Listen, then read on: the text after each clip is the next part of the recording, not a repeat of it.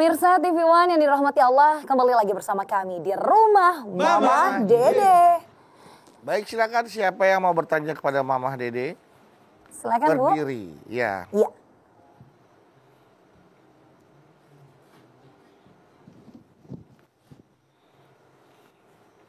Assalamualaikum warahmatullahi wabarakatuh. Waalaikumsalam warahmatullahi wabarakatuh.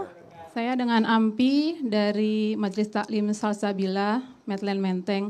Halo nih Ma. Ada apa Ampi? Yang saya tanyakan Ma, bagaimana sih kalau kita kadang-kadang suka diajak teman, padahal kita mau berangkat ngaji atau apa gitu, melakukan ibadah yang lainnya. Gimana sih caranya untuk menolak secara halus gitu Ma? Terima kasih. Assalamualaikum warahmatullahi wabarakatuh. Waalaikumsalam warahmatullahi wabarakatuh. Ngaji diajak ke mall lah gitu. Kita ini wajib hukumnya punya pendirian. Jangan terombang-ambing terbawa arus orang yang nggak karuan. Saya di agenda harus ngaji jam sekian di sini. Walaupun ada sesuatu yang mengajak dan lebih menguntungkan, misalnya diajak makan-makan. Kalau ikut ke mall dibeliin baju, misalnya, kan menguntungkan Ampi. Iya. Tapi karena saya mau ngaji, saya harus ngaji. Maaf, saya harus ngaji. Jadi wajib punya pendirian, jangan mencere-mencere. Karena yang namanya iman itu harus mantap dalam dada kita. Harus istiqomah. Innalladzina qalu rabbunallah sumastaqamu fala khaufun alaihim walahum yahzanun. Al-Ahqaf ayat 13. Orang yang mengatakan saya beriman kepada Allah, istiqomah dengan imannya mantap dalam dada, mencela-mencela, nggak terbawa arus oleh godaan setan yang terkutuk. Maka Allah mengatakan jangan takut, jangan khawatir, aku bersama dengan kalian. Jadi kalau kita tahu kan yang namanya Mama tidak melarang Ampi pergi ke mall, tidak melarang jalan-jalan sama teman. Cuman ke mallnya jangan waktunya ngaji. Waktunya ngaji ke mallnya banyak waktu. Begitu Ampi. Jadi harus mantapkan hati kita dengan keistiqomahan. Ada juga nih kisah dari orang yang udah kenal nih. Dia waktu itu berjanji, wah duitnya mau dipakai buat setoran haji. Setoran haji nih. Dia juga bisnis nih, bisnis konveksi.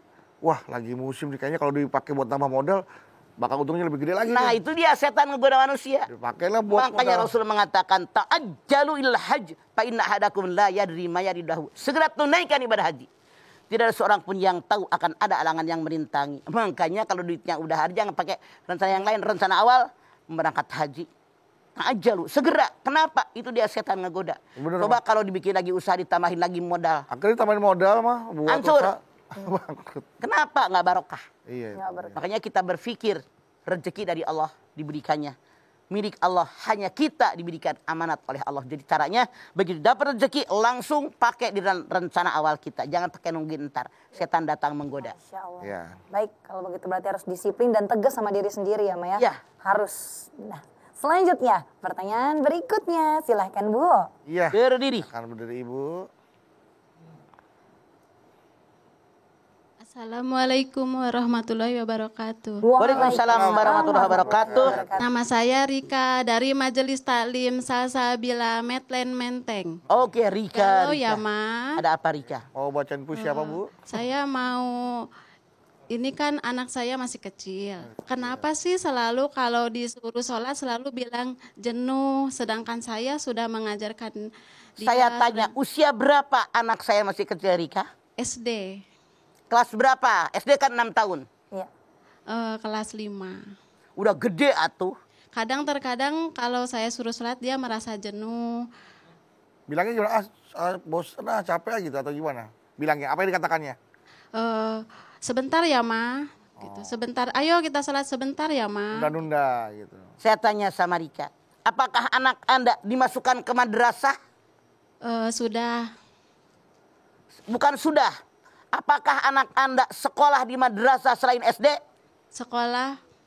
Terus sampai sekarang masih sekolah? Sudah selesai. Kan cuma 4 tahun. Ini yang salah. Punten ya, punten. Siapapun Anda yang namanya belajar minal mahdi ilal lahdi, dari buayan sampai lubang lahat. Tidak ada madrasah selesai Rika. Jadi begini, saran saya siapapun Anda, ini kesalahan kita umat Islam. Kebanyakan umat Islam pendapatnya, maaf jangan marah, kayak Rika. Udah tamat tuh di madrasah cuma 4 tahun. Enggak. Dianggap sudah cukup ya, Bang. Yang namanya belajar minal mahdi ilalah di kapanpun. SD, SMP, SMA. Sampai emak-emak aja kita, nenek-nenek juga masih belajar. Di taklim ya, Di Mas? situ yang namanya kita belajar sangat salah. Sangat salah. Kalau Anda mengatakan udah hatam sampai 4 tahun. Bagaimana masa anak-anak belajar agama? SMP, menjelang dewasa, udah dewasa.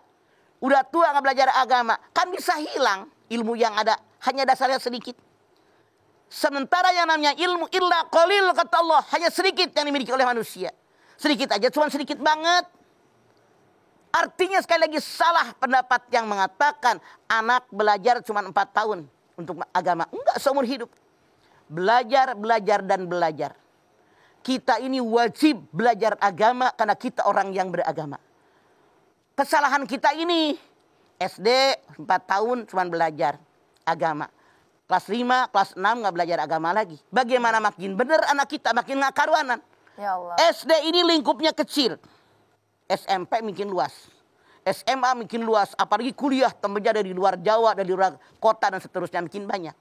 Pergaulan makin banyak. Makanya kalau tidak ada dasar agama yang benar, anak akan tergerus dengan lingkungan. Hati-hati.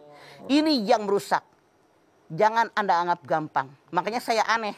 Udah hatam 4 tahun. Aneh buat saya. Berarti artinya bukan sekolahnya 2 ya, Maya. Artinya ada tambahan pelajaran agama lagi lah gitu ya, Bang. Betul. Kalau zaman mamah dulu di SD sekolah. Di madrasah sekolah. Sekarang banyak yang sekolah IT. Di sekolah belajar agama langsung sekaligus. Sekolah makan siang di sekolah. Sembahyang lohor di sekolah. Sembahyang asar di sekolah. Baru pulang 4:30. Itu yang lebih bermakna. Anak didik di sekolahan sekaligus didik agama oleh guru-guru mereka. Kita tinggal mensupport bagaimana sekolah di sekolah-sekolah mereka ini. Jadi ibu punya kewajiban. Wa'mur ahlaka bisolati wastabir 'alaiha. Perintahkan keluarga kalian untuk sholat dan sabar mengajak sholat. Kenapa sabar, Bu? Kalau ngajakin ke mall gampang lah susah. Gampang. Jalan-jalan, ngajakin jalan-jalan gampang susah. Ngajakin makan-makan gampang susah. Ngajakin sholat. Makanya Rasul mengajarkan sebagai seorang muslim, anak 5 tahun, 7 tahun suruh sholat, 10 tahun baru sholat, harus dipukul saking wajib-wajibnya sholat. Sekali lagi, saya sarankan siapapun Anda yang punya anak, yuk ajarkan agama kepada anak kita. Jangan ada putusnya sampai datang kematian. Kewajiban kita, tanggung jawab kita. Kalau kita mengatakan udah hatam cuma 4 tahun, maka kalau anak masuk neraka, kita pun terbawa akan tidak maksimal mendidik anak-anak kita. Hu anfusakum wa ahlikum naro. Ya. Oke, Ibu bagaimana? Ada niatan untuk menambah lagi jam belajar agamanya kepada anak yang sudah lulus 4 tahun? Sudah ya. Assalamualaikum Ya, sudah, ya. warahmatullahi wabarakatuh. Masih Waalaikumsalam lanjut, warahmatullahi wabarakatuh. Iya. Masih lanjut. Atau begini, nih teman-teman ngaji Anda. Gabung. Panggil guru ngaji, ustadz tuh panggil ke rumah tuh. 5 orang, 6 orang gabung. Panggil mereka. Itu akan lebih intensif lagi belajar agama. Oke? Oke. Rika. Masya Allah. Karena kan terima kasih ya Bu Rika ya. Assalamualaikum warahmatullahi wabarakatuh. Waalaikumsalam warahmatullahi wabarakatuh.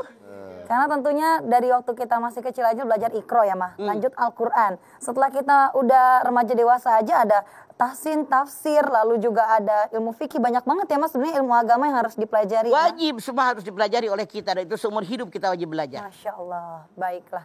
Sampai kita ibaratnya yang lahat. belum pernah merasa cukup gitu ya. Gitu ya? Iyalah. Makanya orang yang punya ilmu ada 3 kelas. Yang pertama orang yang punya ilmu sedepak. Dia merasa hebat. Weh, gue gitu paling hebat, paling pinter. Kalau ngomong orang lain salah, bid'ah, haram. Masya Allah, kafir kamu. Gue paling hebat. Masuk yang kelas 2. Ada orang punya ilmu sudah 2 jengkal, 2 depak. Orang ini kayak padi. Makin berisi, makin merunduk. Ya Allah, malu amat punya ilmu cuma segini. Apa yang disombongkan? Yang ketiga, kalau orang punya ilmu 3 depak. 1, 2, 3. Dia merasa begitu kecilnya saya tidak punya ilmu apapun. Seperti sebutir pasir di padang pasir, setetes air hujan dari hujan yang sangat lebat. Seperti air yang nempel di telunjuk kita ketika mencelupkannya ke dalam lautan samudera. Masya Allah, sangat tidak berguna. Makanya nyari ilmu terus. Jangan hanya 4 tahun salah kali. Congrats ya. Ada tambahan lagi nanti Bu ya. Oke. Zara? Ya, baik. Kalau begitu Mama, nanti kita lanjutkan kembali ya, Ma ya. Ibu-ibu yang masih mau nanya sama Mama Dedeh, boleh banget. Tapi kita jeda dulu sejenak karena ada yang mau lewat dulu nih. Tetap bersama kami, Jamaah di Rumah Mama Dedeh. Hidup insan beriman